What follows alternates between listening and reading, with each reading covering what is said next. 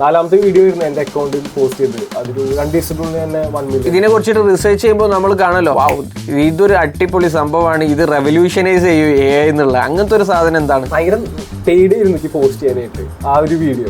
ഈ ഒരു ഫീൽഡിനെ കുറിച്ചിട്ട് എപ്പോഴും എങ്ങനെ അപ്ഡേറ്റഡ് ആയിട്ട് നിൽക്കും?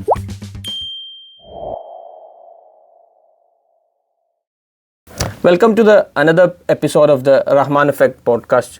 ഇന്നത്തെ നമ്മുടെ പോഡ്കാസ്റ്റിത്തെ ഗസ്റ്റാണ് യദു കൃഷ്ണ. അദ്ദേഹം ഒരു AI എന്തൂസിയാസ്റ്റാണ്. അതിനു പുറമെ .in അക്കാഡമി എന്ന് പറഞ്ഞ ഡിജിറ്റൽ മാർക്കറ്റിംഗ് ഫേമിൻ്റെ കോണ്ടന്റ് ക്രിയേറ്ററാണ്. ഇതിനു പുറമെ യദു കൃഷ്ണൻ്റെ സ്വന്തമായിട്ടുള്ള ഒരു പേജ് ഉണ്ട് ഇൻസ്റ്റാഗ്രാമിൽ, ടോക്സ് വിത്ത് യദു എന്ന് പറഞ്ഞ്. അതിലുള്ള കോണ്ടൻറ്റ് മിക്കവാറും നിങ്ങൾ കണ്ടിട്ടുണ്ടാകും. കാരണം ഫ്യൂ വീഡിയോസിനെ കൊണ്ട് തന്നെ അദ്ദേഹം വളരെ എൻഗേജിങ് ആയിട്ടുള്ള AI റിലേറ്റഡ് വീഡിയോസ് ഉണ്ടാക്കിയിട്ടുണ്ട്. നമ്മുടെ പോഡ്കാസ്റ്റിലേക്ക് അദ്ദേഹത്തെ നമുക്ക് സ്വാഗതം ചെയ്യാം. Welcome to the podcast Yadu. Thank you bro. Thank you. So first question തന്നെ, എന്തുകൊണ്ട് AI പിന്നെ അതിനുപ്പുറം എൻ്റർടൈൻമെൻറ്റ്? സോ ഫസ്റ്റ് എന്താ പറയാനാണെങ്കിൽ വൈ AI. നമ്മളിപ്പോൾ കറൻ്റ്ലി AIൻ്റെ ഒരു സ്റ്റാർട്ടിങ് സ്റ്റേജാണ് നമ്മളെല്ലാവരും ഉള്ളത്. ഇപ്പോൾ AI ഡെവലപ്ഡ് ആയിട്ട് വരുന്നേ ഉള്ളൂ. സോ ഇതിൻ്റെ സ്റ്റോറി ആയിട്ട് വലിച്ചു നീട്ടുന്നില്ല ഞാൻ. സോ സ്റ്റാർട്ടിങ് ഞാൻ എൻ്റെ AI മെൻറ്റർ ഉണ്ട് ഞങ്ങളുടെ .in അക്കാഡമിയിൽ തന്നെ ഉണ്ട്. സോ അഫ്താബ് സാർ എന്ന പേര്. അഫ്താബ് സാറിൻ്റെ ഒരു ക്ലാസ് ഉണ്ടായിരുന്നു ഞാൻ പഠിച്ചുകൊണ്ടിരിക്കുന്ന സമയത്ത് തന്നെ. സോ അന്നാണ് എനിക്ക് ഇതിനെക്കുറിച്ചുള്ള ഒരു ക്യൂരിയോസിറ്റി വന്നത്. സോ ബേസിക്കലി അഫ്താബ് സാറ് എൻ്റെ ഉള്ളിലൊരു സീഡ് ഇട്ട് പോവുക ചെയ്ത്. സോ അന്ന് എനിക്ക് ആ ഒരു ക്യൂരിയോസിറ്റിയിൽ കയറി ഇത് എന്താണെന്നുള്ളൊരു അറിയണം. സോ അവിടെ നിന്ന് അങ്ങനത്തെയാണ് ഞാൻ AI കുറിച്ച് അറിയാൻ തുടങ്ങിയത്. സോ എനിക്ക് മനസ്സിലായി AI വീഡിയോ ഒരുപാട് ചെയ്യുന്നുണ്ട് കുറേ കണ്ടന്റ് ക്രിയേറ്റേഴ്സ്. അപ്പം ഞാൻ ട്രൈ ചെയ്യാൻ തുടങ്ങി AI വീഡിയോ ചെയ്യാലോ. എനിക്ക് വീഡിയോ പ്രസൻറ്റിങ് ഭയങ്കര ഇഷ്ടമാണ്. വീഡിയോ പ്രസൻറ്റിങ് കോളേജ് തൊട്ടിട്ട് ഭയങ്കര ഇഷ്ടമുള്ള ഒരാളാണ്, സംസാരിക്കാൻ ഭയങ്കര ഇഷ്ടമുള്ള ഒരാളാണ് ഞാൻ. സോ അന്ന് ഞാൻ സ്റ്റാർട്ട് ചെയ്തു, വീഡിയോ ക്രിയേഷൻ സ്റ്റാർട്ട് ചെയ്തു. പിന്നെ കുറച്ച് കഴിഞ്ഞപ്പോഴാണ് പെട്ടെന്ന് എൻ്റെ ഒരു വീഡിയോ ഭയങ്കരമായിട്ട് വൈറലായത്. വോയിസ് ക്ലോണിങ്ങിൻ്റെ ഒരു വീഡിയോ. നാലാമത്തെ വീഡിയോ ആയിരുന്നു എൻ്റെ അക്കൗണ്ടിൽ പോസ്റ്റ് ചെയ്തത്. അതൊരു 2 ദിവസത്തിനുള്ളിൽ തന്നെ 1 മില്യൺ അടിച്ചു. കുറച്ച് കഴിഞ്ഞിട്ടാണ് എനിക്ക് മനസ്സിലായത് വെറുതെ അങ്ങ് ഇരുന്ന് പറച്ചൽ അല്ലാണ്ട് ഒരു എൻ്റർടൈൻമെൻ്റ് ആയിട്ട് എന്തെങ്കിലും ആൾക്കാർക്ക് കൊടുക്കുകയാണെങ്കിൽ, അപ്പോൾ ഒരു ഇൻഫർമേഷനും ഒരു എൻ്റർടൈൻമെൻറ്റും ഒരു ഇൻഫോർടൈൻമെൻറ്റ് അത് അധികം ആൾക്കാരും ചെയ്യുന്നില്ല ആ ഒരു വിഷയം. സോ എനിക്ക് മനസ്സിലായി എൻ്റെ ഒരു USP അതാണെന്ന് മനസ്സിലായപ്പോൾ അതെന്നെ വെച്ചിട്ട് ഞാൻ അതിനെ കുറച്ചുകൂടി ബെറ്റർ ആക്കാൻ തുടങ്ങി ഓരോരോ വീഡിയോ വെച്ചിട്ട്. ഓക്കെ, എന്തുകൊണ്ട് AI എന്നുള്ളത് അതിലൊരു പെർട്ടിക്കുലർ സബ്ജക്റ്റ് ആയിരിക്കുമല്ലോ യദുവിന് ക്ലിക്കായിട്ടുണ്ടാകും? Means this is good, this might be the future of the country or future of the IT എന്നുള്ള എന്തെങ്കിലും കാര്യം വന്നിട്ടുണ്ടല്ലോ, അതെന്തായിരുന്നു? ഇതിലിപ്പോൾ പെർട്ടിക്കുലർ കാര്യം എന്ന് വെച്ച് കഴിഞ്ഞാൽ നമ്മുടെ ഹ്യൂമൻസിൻ്റെ നമ്മൾ ചെയ്യുന്ന ഓരോരോ ടാസ്കുകൾ, ഒരു 10 ആള് വേണ്ടി വരുന്ന ചെയ്യുന്ന ഒരു ടാസ്ക് ഒരാൾക്ക് കൊണ്ട് തന്നെ ചെയ്യാൻ പറ്റും. അതായത് ഞാൻ പറഞ്ഞ AI കൊണ്ട് തന്നെ ഇപ്പോൾ ChatGPT ഇപ്പോൾ ഒരു ക്ലൗഡാണ്, അത് വെച്ചിട്ട് തന്നെ നമുക്ക് 10 ആൾക്ക് വരുന്ന ടാസ്ക് നമുക്ക് സിംഗിളായിട്ട് ചെയ്യാൻ പറ്റും. പിന്നെ നമ്മൾ ഇരുന്ന് കഷ്ടപ്പെട്ടേക്കും. ജസ്റ്റ് ഒരു എക്സാമ്പിൾ പറയുകയാണെങ്കിൽ ഇമെയിൽ തന്നെ നമ്മൾ ഇരുന്ന് ഒരു പക്ക ഫോർമൽ രീതിയിൽ നമ്മൾ ഇരുന്ന് ഗ്രാമർ മിസ്റ്റേക്ക് ഒക്കെ നോക്കി നമ്മളിപ്പോൾ HR-ന് മെസ്സേജ് അയക്കുകയാണെങ്കിലും, ഇപ്പോൾ ഒരു എന്താ പറയുക ഒരു കമ്പനി HR-ന് നമ്മുടെ CV അയക്കുകയാണെങ്കിലും എന്തായാലും നമ്മൾ ഈച്ച് ആൻഡ് എവറി ഡീറ്റെയിൽ നമ്മൾ നോക്കും. അതിനൊക്കെ നമുക്കൊരു ജസ്റ്റ് 1 ലൈൻ കൊണ്ട് ചെയ്യാൻ പറ്റും. ആൻഡ് ഓൾസോ ഒരു മണിക്കൂറോളം എനിക്ക് എക്സ്പീരിയൻസ് ഉള്ളതാണ്. ഒരു മണിക്കൂറോളം ഇരുന്ന് കഷ്ടപ്പെട്ട് ചെയ്യുന്ന ഒരു പ്രസന്റേഷൻ ജസ്റ്റ് ഒരു എന്താ പറയാ ഒരു 20 സെക്കൻഡിനുള്ളിൽ തന്നെ നമുക്ക് ചെയ്യാൻ പറ്റും. സോ അതിനെ വണ്ടർ അടിപ്പിച്ചിട്ടുണ്ട്. ഇതിപ്പോ എത്ര വർഷം മുന്നാണ് ഇതില് ഈ ഒരു സംഭവം നടന്നത്? ഈ ഒരു AI ഇൻട്രസ്റ്റിംഗ് സബ്ജക്റ്റ് ആണെന്ന് തോന്നിയത്? അധികം വർഷമായിട്ടില്ല. ഞാൻ കറക്റ്റ് എനിക്ക് ഡിസംബർ ലാസ്റ്റ് ആണ് എൻ്റെ ടോക്സ് ചെയ്തുകൊണ്ട് ജേണി ഞാൻ സ്റ്റാർട്ട് ചെയ്തു, ഡിസംബർ 26-ന്. അതിന് മുന്നേ ഞാൻ ലിങ്ക്ഡിനിൽ ഞാനൊരു വീഡിയോ ഇട്ടിട്ടുണ്ടായിരുന്നു ഈ വോയിസ് ക്ലോണിങ്ങിൻ്റെ തന്നെ. അപ്പൊ അന്ന് എൻ്റെ ഫ്രണ്ട്സ് ഡിസംബർ പകുതി ആ ഒരു സമയത്ത് അപ്പോഴാണ് അഫ്താബ് സാറിന്റെ ക്ലാസ് ഉണ്ടായിരുന്നത്. സോ അന്ന് എല്ലാവരെയും ഭയങ്കരമായിട്ട് അപ്രീഷിയേറ്റ് ചെയ്തിട്ടുണ്ടായിരുന്നു. ലിങ്ക്ഡിനിൽ നല്ലത് ചെയ്തു. ഒരു വോയിസ് ക്ലോണിങ്ങിന് തന്നെ എൻ്റെ സൗണ്ടിൽ തന്നെ ഞാൻ വേറെ പല ലാംഗ്വേജ് സംസാരിക്കുന്നത്. പക്ഷെ എന്റെ വേറെ ഫ്രണ്ട്സ് പറഞ്ഞു നീ ഇൻസ്റ്റയിൽ പോസ്റ്റ് ചെയ്യും. ഞാൻ പറഞ്ഞു അത് വേണോ, ഇൻസ്റ്റയിൽ പോസ്റ്റ് ചെയ്ത് ഭയങ്കര ഇൻട്രോ ഒക്കെ വേണം. അന്ന് എനിക്ക് കണ്ടന്റ് ക്രിയേഷൻ ഒന്നും അറിയില്ല, എന്താ സംഗതി എനിക്കറിയില്ല. അതിന് തമ്മിൽ ഉണ്ടാക്കണം, പണിയാണ്. ഞാൻ ചെയ്ത ആൾക്കാർ ചിലപ്പോ നമ്മളെ ഇൻസൾട്ട് ചെയ്യും, കളിയാക്കും 100,000 ആൾക്കാരുണ്ടായിരുന്നു. എനിക്ക് ഭയങ്കര ഒരു എന്താ പറയാ, ഭയങ്കര പേടിയായിരുന്നു എനിക്ക് പോസ്റ്റ് ചെയ്യാനായിട്ട് ആ ഒരു വീഡിയോ. ഞാൻ പിന്നെ കുറെ നാൾ അങ്ങനെ ലാഗായി.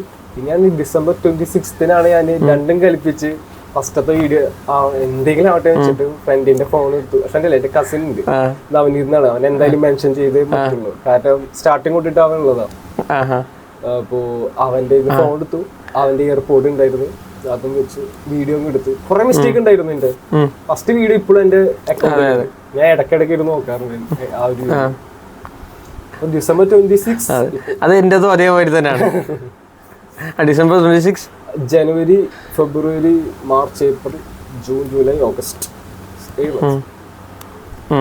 7 മാസമായിട്ടുള്ളൂ. ഓക്കെ. അല്ല, എൻ്റെതും അതേപോലെ തന്നെ ഫസ്റ്റത്തെ വീഡിയോ അവിടെ തന്നെ ഉണ്ട്. കാരണം ഞാൻ ജസ്റ്റ് ഒരു റാൻഡം ആയിട്ടുള്ള ദിവസം പോയിട്ട് റാൻഡം ആയിട്ടൊരു വീഡിയോ എടുത്തിട്ട് ഇട്ടതാണ്. അപ്പോൾ അതിന് പ്രോപ്പറായിട്ട് പ്രിപ്പറേഷനോ കാര്യങ്ങളില്ല. അപ്പോൾ ഞാൻ ഫസ്റ്റ് ഒരു ഇത് സ്റ്റഡി എന്ന പഠിക്കാൻ വേണ്ടിയിട്ട് 100 days 100 വീഡിയോസ് ഇടുന്നുള്ള ഒറ്റൊരു വാശിയിൽ കണ്ടിന്യൂസ് ആയിട്ട് 100 വീഡിയോസ് ഇട്ട്. അത് what ever the subject may be, അതൊന്നും ഞാൻ നോക്കിയിട്ടില്ല. എനിക്കറിയുന്ന സബ്ജക്റ്റിന് നമ്മൾ പ്രോപ്പറായിട്ട് സംസാരിക്കുക. അപ്പോൾ അതിൽ നിന്നും കുറച്ച് ഡാറ്റാസ് കിട്ടും. മീൻസ് ഈ വീഡിയോ വർക്ക് ചെയ്യും, ഇതിനെ റിലേറ്റഡുള്ള വീഡിയോ വർക്ക് ചെയ്യും എന്നുള്ളൊരു ഡാറ്റ കിട്ടിയിട്ട് അതിന് ശേഷമാണ് ഞാൻ പിന്നെ എൻ്റെ വീഡിയോസ് ഒന്നുകൂടെ പ്രോപ്പറായിട്ട് സ്ട്രക്ചേർഡ് എന്നുള്ള രീതിയിലേക്ക് ഞാൻ മാറ്റിയത്. അപ്പോൾ നമുക്ക് എപ്പോഴും നമ്മൾ ഫസ്റ്റത്തെ വീഡിയോ സ്പെഷ്യലായിരിക്കും. നമ്മളൊക്കെ എല്ലാ കോണ്ടന്റ് ക്രിയേറ്ററിനും ഫസ്റ്റത്തെ video will be always special, even though അത് ക്രിഞ്ച് ആണെങ്കിലും. ഫസ്റ്റത്തെ വീഡിയോന്റെ തമ്മിലടക്കം എനിക്കിപ്പോൾ ഓർമ്മയുണ്ട്. ഞാൻ ജസ്റ്റ് ഞാൻ പറയുന്ന ഒരു ഇത് ക്യാപ്കട്ടില് അതിന്റെ ഒരു ആക്ഷൻ ഞാൻ കട്ട് ചെയ്ത് വെച്ചു, പിന്നെ അതിന്റെ ടൈറ്റിൽ കൊടുത്തു, അതേപടി ബാക്ക്ഗ്രൗണ്ടിൽ എന്തൊക്കെയോ ഞാൻ വെച്ച് ഒരു കളറും വെച്ചു, അങ്ങനെ പോസ്റ്റ് ചെയ്തു. ക്യാപ്കട്ട് അവിടെ യൂസ് ചെയ്യാൻ പറ്റുമോ? അപ്പോൾ ക്യാപ്കട്ട് VPN ഒക്കെ വെച്ച് യൂസ് ചെയ്യാം. ടിക്ടോക്കിൻ്റെതല്ലേ? VPN യൂസ് ചെയ്യാൻ. ഓക്കെ VPN വെച്ചിട്ട് യൂസ് ചെയ്യാൻ പറ്റൂലേ? ഓക്കെ. കാരണം ക്യാപ്കട്ടാണ് ഞാൻ VN യൂസ് ചെയ്തിട്ടുണ്ട്, ക്യാപ്കട്ടും യൂസ് ചെയ്തിട്ടുണ്ട്. ക്യാപ്കട്ടാണ് എനിക്ക് ഒന്നും കൂടി അഡ്വാൻസ്ഡ് ആയിട്ട് എഡിറ്റിങ്ങും കാര്യങ്ങളൊക്കെ പെട്ടെന്ന് പഠിക്കാൻ പറ്റും. മീൻസ് നമ്മളൊരു എഡിറ്റിംഗ് ബാക്ക്ഗ്രൗണ്ടിൽ നിന്ന് വരുന്ന ആൾക്കാരല്ലല്ലോ. അപ്പോൾ ഇനീഷ്യൽ സ്റ്റേജസ് ഒരു കോണ്ടന്റ് ക്രിയേറ്റർ കോണ്ടന്റ് ക്രിയേഷന് സ്റ്റാർട്ട് ചെയ്യുമ്പോൾ ഏറ്റവും ബെസ്റ്റായിട്ട് ഞാൻ എഡിറ്റിംഗ് ആയിട്ട് സജസ്റ്റ് ചെയ്യാം ക്യാപ്കട്ട് ആയിരിക്കും. എഡിറ്റിംഗ് സോഫ്റ്റ്വെയർ ആയിട്ട് ഈസി ആയിട്ടുള്ള ആൾക്ക് ചെയ്യാൻ പറ്റും, അതേസമയം അഡ്വാൻസ്ഡും പറ്റും ഒരേപോലെ തന്നെ. പിന്നെ അതിന് പുറമെ നിങ്ങൾ ഒരു ലെങ്തി കണ്ടന്റും കുറച്ചൊരു യൂട്യൂബിനൊക്കെ വേണ്ടിയിട്ടാണ് കണ്ടന്റ് ക്രിയേറ്റ് ചെയ്യുന്നുണ്ടെങ്കിൽ ഒന്നും കൂടി ഡാവിഞ്ചി കോഡ് എന്ന് പറഞ്ഞിട്ടുള്ള ഒരു എഡിറ്റർ ഉണ്ട്, ഫ്രീ ആണ്, അതും യൂസ് ചെയ്യാൻ പറ്റും. ഡാവിഞ്ചി റിസോൾവ് കളർ ഗ്രേഡിംഗ് ഒക്കെ മൂവീസ് വരെ ഡാവിഞ്ചി റിസോൾവിൽ മൂവീസ് വരെ ചിലപ്പം അതിൽ എഡിറ്റിംഗ് ചെയ്യലുണ്ട്. ഞാൻ ബേസിക്കലി കോളേജിൽ ഞാൻ ചെയ്തിരുന്നതാണ് എഡിറ്റിംഗ് ഒക്കെ. ഒരു മൾട്ടിമീഡിയ ഗ്രാജുവേറ്റ് ആണ് ഞാൻ. ഓക്കെ. ഏതോ പറഞ്ഞിരുന്നു മൾട്ടിമീഡിയ കഴിഞ്ഞതാണ് എന്നുള്ളത്. അപ്പോ ഞങ്ങൾക്ക് എഡിറ്റിംഗ്, കളർ ഗ്രേഡിങ് എല്ലാത്തിന്റെ ബേസിക്സ് ചെയ്യാറുണ്ട്. ഇപ്പൊ ആഫ്റ്റർ എഫക്ട്സ് ആണെങ്കിലും പ്രീമിയർ പ്രോ ആണെങ്കിലും അന്ന് ജസ്റ്റ് പാസ്സാവാൻ വേണ്ടിയിട്ടുള്ള ഒരു പർപ്പസിന് വേണ്ടിയിട്ട് എങ്ങനെയൊക്കെ ഞാൻ തട്ടിക്കൂട്ടി പഠിച്ച് അതിൽ ചെയ്യാറുണ്ടായിരുന്നു. എക്സാം ഉണ്ടാവാറുണ്ട് എനിക്ക്, എക്സ്റ്റേണൽ എക്സാം. അതിനുശേഷം ഞാൻ അതങ്ങനെ വിട്ടു. പിന്നെ എഡിറ്റിംഗ് ഒക്കെ സ്വയം തന്നെ. അതിനുശേഷമാണ് ഈ കോണ്ടന്റ് ക്രിയേഷനിലേക്ക് ഇറങ്ങുന്നത്, ഇൻട്രസ്റ്റഡ് ആയിട്ട് AI റിലേറ്റഡ് ഉള്ള. അത് കഴിഞ്ഞിട്ട് കുറെ ഞാൻ പാസ് ഔട്ട് ആയിട്ട് ഒരു അത്യാവശ്യം മാസം ശേഷമാണ്. ഫെബ്രുവരി ലാസ്റ്റ് ഒക്കെ ഞാൻ പാസ് ഔട്ട് ആയത്. ഇത് പിന്നെ ഡിസംബറിലാണ് 2023 ലാസ്റ്റ് ആണ് ഞാൻ ഇത് സ്റ്റാർട്ട് ചെയ്തത്. സ്വയം പഠിക്കുക ചെയ്ത് Instagram, YouTube.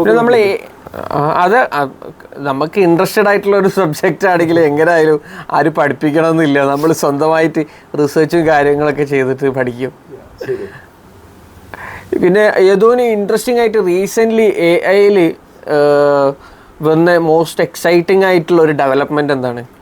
Most excitement daily ഓരോ എക്സൈറ്റിംഗ് ആയിട്ടുള്ള ഡെവലപ്മെന്റ്സ് കാണുന്നുണ്ട്. സത്യം പറയുകയാണെങ്കിൽ എനിക്ക് എന്നാലും ചില ഒരു ഇതിനെ കുറിച്ചിട്ട് റിസർച്ച് ചെയ്യുമ്പോൾ നമ്മൾ കാണല്ലോ, വാവ് ഇതൊരു അടിപൊളി സംഭവമാണ്, ഇത് റെവല്യൂഷനൈസ് ചെയ്യും AI എന്നുള്ള അങ്ങനത്തെ ഒരു സാധനം എന്താണ്? ഈ അടുത്ത് ബ്രസ്റ്റ് ക്യാൻസർ എന്താ പറയാ കണ്ടുപിടിച്ചിട്ടുണ്ടായിരുന്നു AI, മിറ AI എന്നാണ് അതിന്റെ പേര്. സോ അത് ഭയങ്കരമായിട്ട് എനിക്ക് ശരിക്കും പറഞ്ഞാൽ ഞെട്ടിപ്പോയിണ്ടായിരുന്നു ഞാൻ. അതൊരു 4 കൊല്ലത്തിന്റെ 2002 തൊട്ടിട്ടുള്ള ഒരു 4 years ഗ്യാപ്പിലുള്ള കുറെ പേഷ്യൻസിന്റെ മാമോഗ്രഫി റിസൾട്ട്സ് വെച്ച് അതിന്റെ ഡാറ്റ വെച്ചിട്ടാണ് ട്രെയിൻ ചെയ്തിട്ടുണ്ടായിരുന്നത്. സോ അത് ഭയങ്കരമായിട്ട് നമുക്ക് എന്താ പറയാ, ബ്രസ്റ്റ് ക്യാൻസർ എന്നൊക്കെ പറയുമ്പോൾ കുറെ ആൾക്കാർക്ക് അത് ലേറ്റ് ആയിട്ട് കണ്ടുപിടിച്ചിട്ട് ഭയങ്കര ഇഷ്യൂ ആവാറുണ്ട്. സോ ഇത്രയും നേരത്തെ തന്നെ നമ്മൾ കണ്ടുപിടിക്കുമ്പോൾ അത് വളരെ ഒരു എന്താ പറയാ വണ്ടർഫുൾ ആയിട്ടുള്ള ഒരു ഇൻവെൻഷൻ ആയിരുന്നു. And also one thing, figure 1 എന്നുള്ളൊരു റോബോട്ട് ഇറങ്ങിയിട്ടുണ്ടായിരുന്നു OpenAI. അത് 4 മാസം മുന്നേ ഇറങ്ങിയതാണ്. അതിന്റെ സെക്കൻഡ് വേർഷൻ കഴിഞ്ഞ ആഴ്ച ഇറങ്ങിയിട്ടുണ്ടായിരുന്നു. അത് ശരിക്കും തന്നെ ഭയങ്കരമായിട്ട് എനിക്ക് തോന്നി ഇത് എന്തായാലും ഒരു റെവല്യൂഷൻ സൃഷ്ടിക്കും. എന്താ കാരണം? എന്താ അത് അത്രക്കും റെവല്യൂഷനൈസ് ചെയ്യുന്നുള്ള കാരണം എന്താ? കാരണം ഞാൻ ഫിഗർ 1ന്റെ വീഡിയോ ഞാൻ കണ്ടിട്ടുണ്ടായിരുന്നു. ഫിഗർ 1 ഇപ്പൊ ജസ്റ്റ് ഒരു ടേബിളിൽ ഇരുന്നിട്ട് ഒരാളുണ്ടായിരുന്നു അവിടെ. ആൾ ജസ്റ്റ് പറയും ഐഡന്റിഫൈ എന്തൊക്കെയാണ് ടേബിളിലുള്ളത് എന്തൊക്കെയാണെന്നുള്ളത് പറയാൻ പറയും. അതിൽ ഈവൻ ആളുടെ കൈ ആ ടേബിളിൽ വെച്ചിട്ടുണ്ടായിരുന്നു, അതടക്കം ഡിറ്റക്ട് ചെയ്തിട്ട് പറയും. ആൻഡ് ഓൾസോ ഒരു ആപ്പിൾ ഇരിക്കുന്നുണ്ടായിരുന്നു അതില്. അപ്പൊ ആള് give me something to eat എന്ന് പറയുമ്പോൾ ഡയറക്റ്റ് ഈ ആപ്പിൾ എടുത്തു കൊടുത്ത് ജസ്റ്റ് കപ്പ് ഉണ്ട്, കുറെ ഗാർബേജ് കവർ ഉണ്ട്, എല്ലാം ഉണ്ടായിരുന്നു. അത് ഫിഗർ 1 കേട്ടോ, 4 months മുന്നേ. ഇപ്പോഴത്തെ ഫിഗർ 2 ഇഞ്ച് നടക്കാൻ പറ്റും, ഫുള്ളി നമുക്ക് ഫങ്ഷൻ ചെയ്യാൻ പറ്റും, നമ്മളൊരു ചിട്ടി റോബോട്ട് പോലെ തന്നെ. ആൻഡ് ഓൾസോ അതില് സെൽഫ് കറക്റ്റിംഗ് ബിഹേവിയർ ഉണ്ട് അതിന്. ഒരു തെറ്റ് പറ്റി കഴിഞ്ഞാൽ അത് പിന്നെ അത് ആവർത്തിക്കില്ല.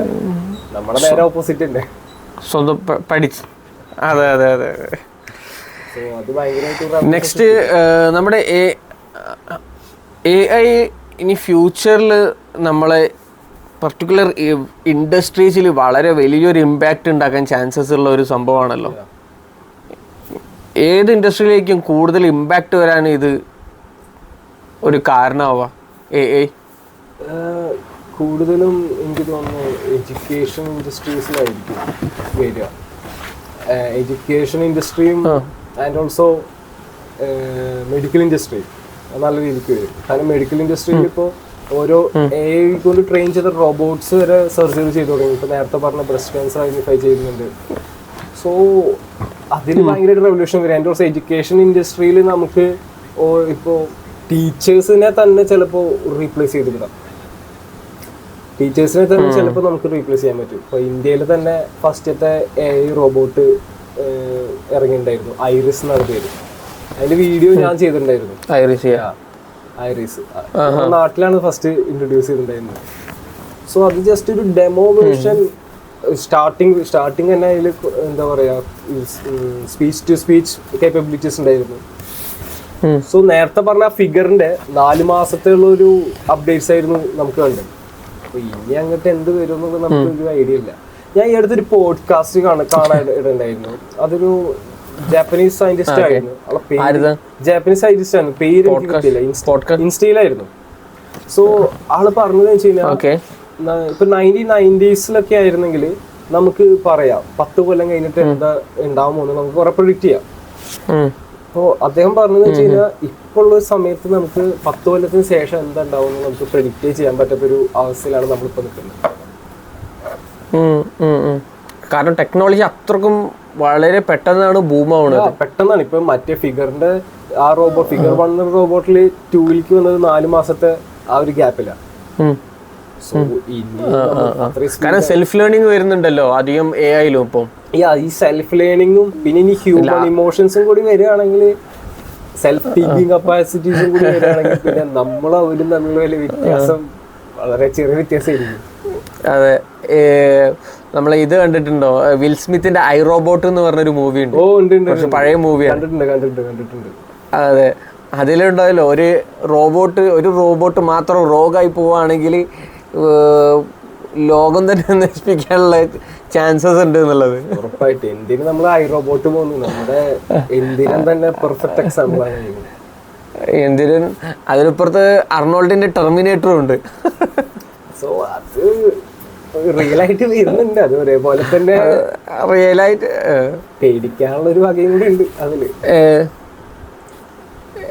നമ്മളെല്ലാത്തിനും പോസിറ്റീവ് നെഗറ്റീവ് നോക്കണം.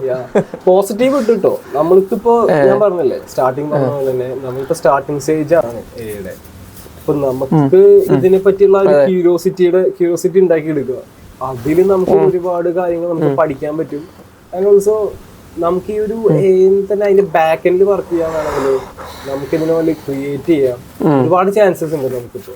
പിന്നെ നമ്മളൊരു AI ഫീൽഡിലേക്ക് ഒരു ഇൻട്രസ്റ്റഡ് ആയിട്ട് വരുന്ന ഒരാൾ ഈ ഒരു ഫീൽഡിനെ കുറിച്ചിട്ട് എപ്പോഴും എങ്ങനെ അപ്ഡേറ്റഡ് ആയിട്ട് നിൽക്കും? അതിനേതെങ്കിലും സോഴ്സസ് ഉണ്ടോ? പർട്ടിക്കുലർ വെബ്സൈറ്റ്സോ അല്ലെങ്കിൽ? ഇപ്പൊ ഞാനിപ്പോ ഒരു ടെക്നിക്കൽ ബാക്ക്ഗ്രൗണ്ട് ഉള്ളതല്ല. എനിക്കിപ്പോ ഇതിന്റെ കുറെ കാര്യങ്ങൾ പഠിച്ചുകൊണ്ടിരിക്കുന്നത്. ഇപ്പൊ മെഷീൻ ലേണിംഗ്, പിന്നെ NLP, അങ്ങനെ കുറെ ഇതിന്റെ ബാക്ക് എൻഡ് ഉണ്ട് ഒരുപാട്. ഇപ്പൊ കുറെ പ്രോഗ്രാമിംഗ് ഒക്കെ ഉണ്ട്. ഞാൻ ഇപ്പൊ പഠിച്ചോണ്ടിരിക്കുക. എനിക്കുള്ളതൊരു ക്രിയേറ്റീവ് ബാക്ക്ഗ്രൗണ്ട് നിന്ന് വരുന്ന ഒരാളാണ് ഞാനിപ്പോ. സോ ഒരാളുടെ അടുത്ത് ഇപ്പോ നമുക്കൊരു സോഴ്സ് എന്ന് പറയാനായിട്ട് ഞാൻ കണ്ടത് ഇൻസ്റ്റാഗ്രാം തന്നെയായിരുന്നു. കാരണം ഞാൻ ഈ ന്യൂസ് ലെറ്റേഴ്സും എന്താ പറയാ ഈ ഓരോരോ സൈറ്റും ഡെയിലി വായിക്കാനായിട്ട് ഞാൻ സദാസമയം ഇൻസ്റ്റാഗ്രാം തന്നെയായിരുന്നു ഉണ്ടായിരുന്നത്. സോ എനിക്കറിയാവുന്ന ഒരു ടെക്നിക്ക് ഞാൻ യൂസ് ചെയ്തതെന്ന് വെച്ചാൽ ഓരോ AI ഓരോ പേജസും AI കണ്ടന്റ് ക്രിയേറ്റേഴ്സിനൊക്കെ ഞാൻ ഫോളോ ചെയ്തു. അവരൊക്കെ ഞാൻ ഫോളോ ചെയ്തിട്ട് ബാക്കി അതിൽ സ്പെസിഫിക് ആയിട്ട് കുറച്ച് കണ്ടന്റ് ക്രിയേറ്റേഴ്സ് ഉണ്ടാവില്ല, നല്ല നല്ല കണ്ടന്റ് ക്രിയേറ്റേഴ്സ്, അവരൊന്ന് സജസ്റ്റ് ചെയ്യാൻ പറ്റും? ഫസ്റ്റ് വരുൺ മായ എന്നുണ്ട്. വരുൺ മായ ആള് ഇന്ത്യൻ കണ്ടന്റ് ഞാൻ കാണലുണ്ട് വരുൺ മായന്റെ വീഡിയോസ്. ആള് അടിപൊളിയാണ്, എനിക്ക് ഭയങ്കര ഇൻസ്പയർഡ് ആണ്. പിന്നെ 100x എന്നുള്ള ഒരു പേജ് ഉണ്ട്. 100x അടിപൊളിയാണ്. ആൻഡ് ഓൾസോ വരുൺ മായയുടെയും തന്മയ് ഭട്ടിന്റെയും കൂടെയുള്ള ഒരു പോഡ്കാസ്റ്റ് ഉണ്ട്. അത് ഇതുപോലെ തന്നെ ഓവർ പവർഡ് ആയിട്ടുണ്ട്. എനിക്ക് ഭയങ്കര താല്പര്യമാണ് അങ്ങനത്തെ ആ ഒരു ഓവർ പവർഡ് ഇവിടെ ഒന്ന് റീക്രിയേറ്റ് ചെയ്യാനായിട്ട്.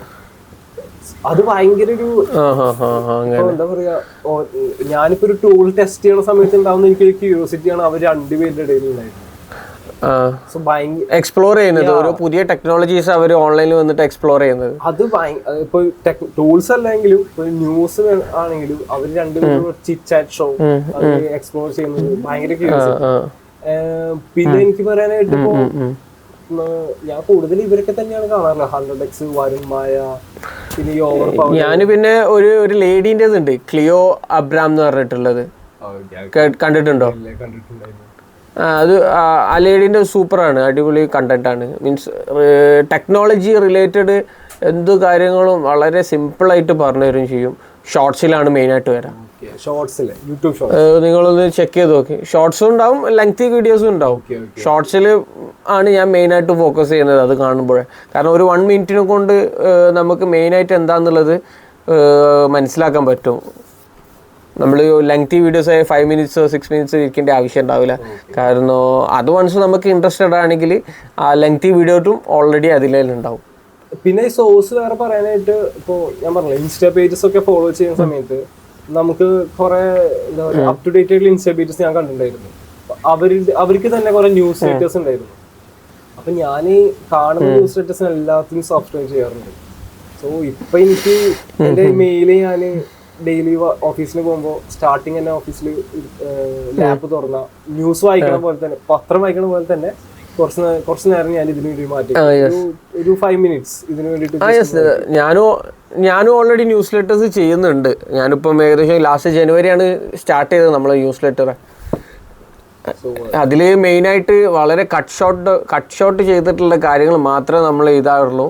ടു ദ പോയിന്റ് കാര്യങ്ങളും നമ്മൾ വീഡിയോസിൽ പറയുന്ന എക്സ്പാൻഡ് ചെയ്തിട്ട് പറയാറില്ല.